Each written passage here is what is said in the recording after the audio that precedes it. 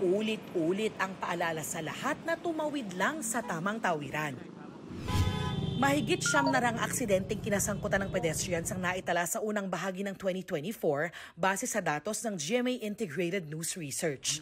May namatay sa 28 na insidente, habang may sugatan naman sa 879.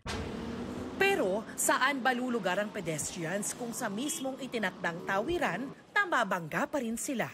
Ayon sa Republic Act 4136 o Land Transportation and Traffic Code, prioridad ang pedestrian sa may kalsada na may crosswalk o pedestrian lane, maliban sa intersections kung saan may traffic enforcer o traffic light. Sa mga kalsadang walang tawiran, kailangang magbigay daan ng pedestrian sa mga sasakyan. Pero sa isang bahagi ng A. Bonifacio Avenue sa Marikina na may pedestrian lane, tila nakikipagpatintero sa mga sasakyan ang mga tumatawid. Mas nakakalito kasi yung iba pong sasakyan, humihinto sila, yung iba hindi. Siyempre nakakatakot, baka may bigla kaming mabangga, di ba? Sa kanto naman ng Sumulong Highway at Katipunan Extension sa Marikina, may tawiran with matching countdown pa ang pedestrian sign. Ang problema, 10 segundo lang ang oras para tumawid. Napagkatuwaan tuloy yan ng netizens. Pati ako, kumasa sa challenge.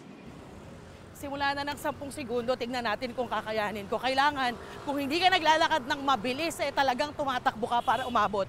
3, 2, 1. Umabot tayo doon sa timer. Saktong-sakto lang. Pero kasi isipin nyo, medyo bata pa ako.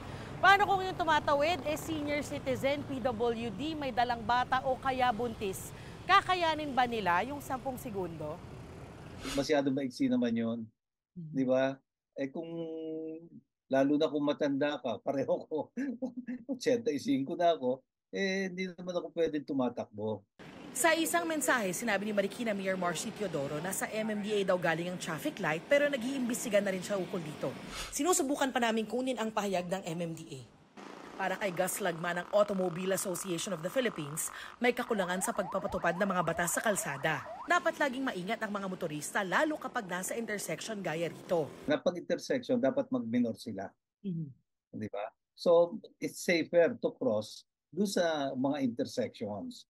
Bukod sa mga motorista, dapat responsable rin ang pedestrians. Sa isang bahagi ng Aurora Boulevard sa Quezon City, maraming tumatawid sa hindi naman tawiran at kahit may footbridge sa malapit. Malaki rin daw ang maitutulong ng mas magandang mga infrastruktura gaya ng signages at iba pang teknolohiya gaya nitong sa Makati City. Stop. Signal is red.